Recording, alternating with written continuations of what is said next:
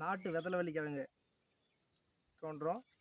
இப்போ ஏற்கனவே நட்டுட்டோம். நட்டு வளர்ந்து அது தவெல்லாம் இது போல் காஞ்சி போயிடுச்சு.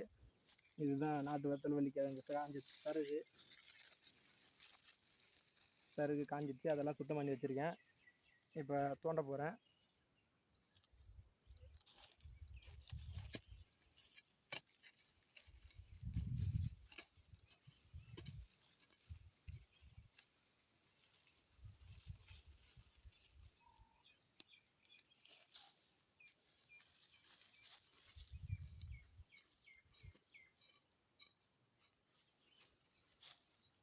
இதை பாருங்க, கிழங்கு இருக்கு,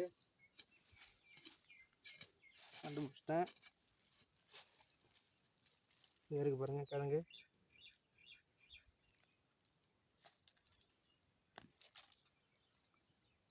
இது இப்படியே எடுக்க முடியாது, இன்னும் பள்ளம் நோண்டணும். கொஞ்சம் வெயிட் பண்ணுங்க. இன்னும் பள்ளமாக எடுத்துக்கணும். நம்ம மட்டும் எடுக்கிறேன். எடுக்கும்போது உரம் பார்த்து எடுக்கணும். ஒரு சில கிழங்கு வளைஞ்சி வரும். வளைஞ்சி வரும்போது உடைக்கும்.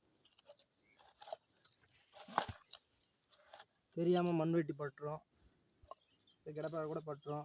நம்ம இந்த சைடில் பொறுமையாக குத்தி இந்த மண்ணை கிளறணும். இந்த பள்ளத்தை இவ்வளோ தூரம் எடுத்துக்கணும். இந்த சைடில் பாருங்கள், இந்த சைடில் பாருங்கள் கிழங்கு இருக்குது பாருங்கள். அதை இப்படி கொஞ்சம் கொஞ்சமாக நோண்டி எடுத்துக்கணும்.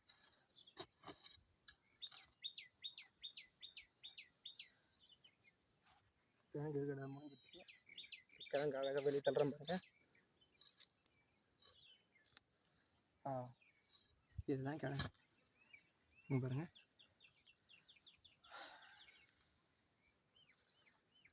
எடுத்தாச்சு. இது மட்டும் இல்லை, இது போல் நிறைய கிழங்கு இருக்குது. இங்கே பாருங்க.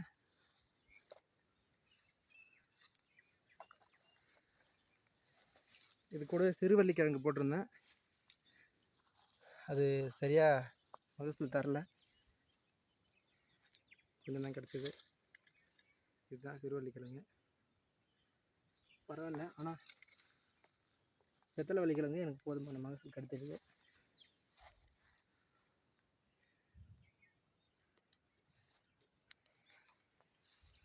எனக்கு கிடைச்சதுலேயே இது கொஞ்சம் பெரிய கிழங்கு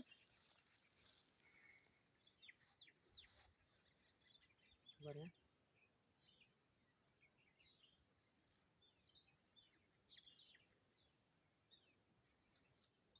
இது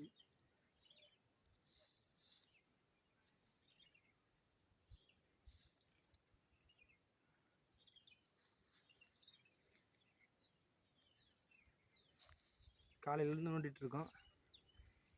இன்னும் கொஞ்சம் நேரத்தில் வேலை முடிய போகுது. என்ன வீடியோ எடுக்கணும்னு ஐடியா இல்லாததால் அந்த ஓரத்தில் லைட்டாக காட்டினேன். முதல்ல கட் பண்ணி எடுக்க அதை யோசிக்கல. அதை பற்றி கடைசியாக இதை போடலாமே அப்படின்னு சொல்லிட்டு வச்சோம். அதனால தான் உங்களுக்கு இப்படி காட்டுறேன். என்ன வீடியோ இது போல் வருது, எங்கேயோ ஃபஸ்ட்டு நோண்டுற மாதிரி காட்டினாங்க, அதுக்கப்புறம் பார்த்தாக்கா இப்படி எல்லாத்தையும் நோண்டி காட்டுறாங்க அப்படின்னு நினைக்காதீங்க. எடுத்து காட்டணுன்றதுக்காக போட்டேன். ஓகே, பாய்.